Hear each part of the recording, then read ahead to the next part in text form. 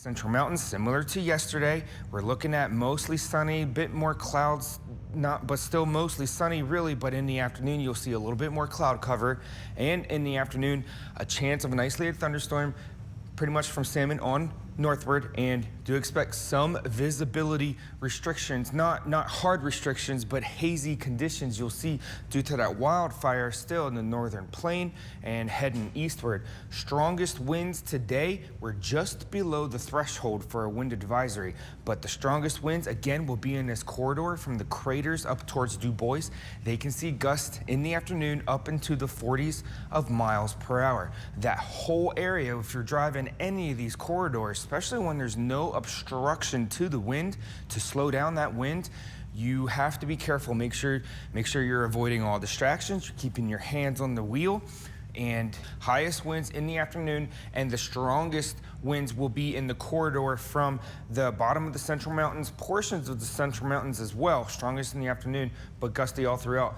Craters and on up the closer you get to this Montana border. As you can see from all that red there, 40s, gusts into the 40s of miles per hour. All throughout this whole forecast area, it will be 20s and 30s of miles per hour in a gust. Stronger in the Snake River Plain because there's no obstructions. Also, another red flag, just like the past few days, 1 to 9 p.m.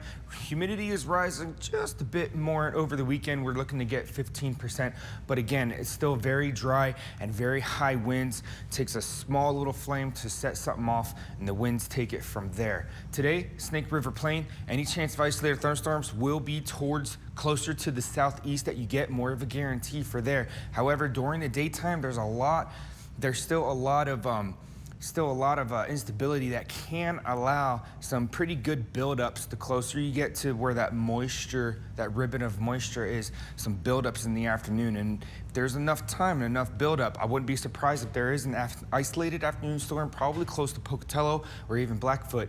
Temperatures today, 96 for Pocatello. Idaho Falls has a high of 94, Rexburg 89. And for the Central Mountains, thunderstorms, very high confidence for the Lemhi County area, and the further you get north, pretty much from Salmon on northward and then eastward onto the Montana border as well. Challis has a high of 92, Stanley has a high of 84.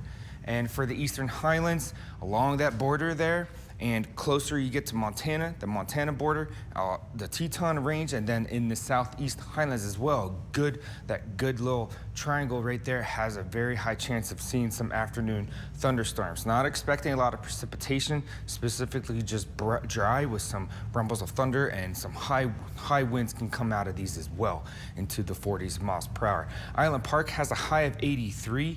Jackson has a high of 82. Further in the future tonight, winds will subside after sunset, mostly clear skies. Overnight lows, mostly in the 50s. Pocatello has a low of 62, which is the warmest. Tonight, Central Mountains, partly cloudy skies, and do expect the continuation of those hazy conditions from that wildfire that is still burning. And Challis, Mackay have a low of 53, along with Arco. Arco also has a low of 53. Tonight for the Eastern Highlands, partly cloudy skies.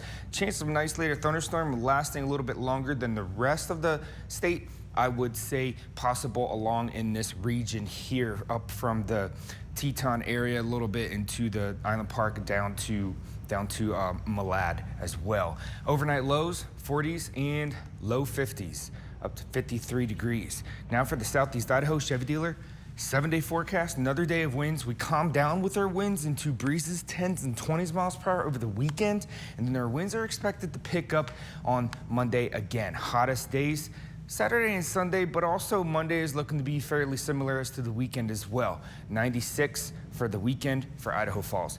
Back to you, Dan.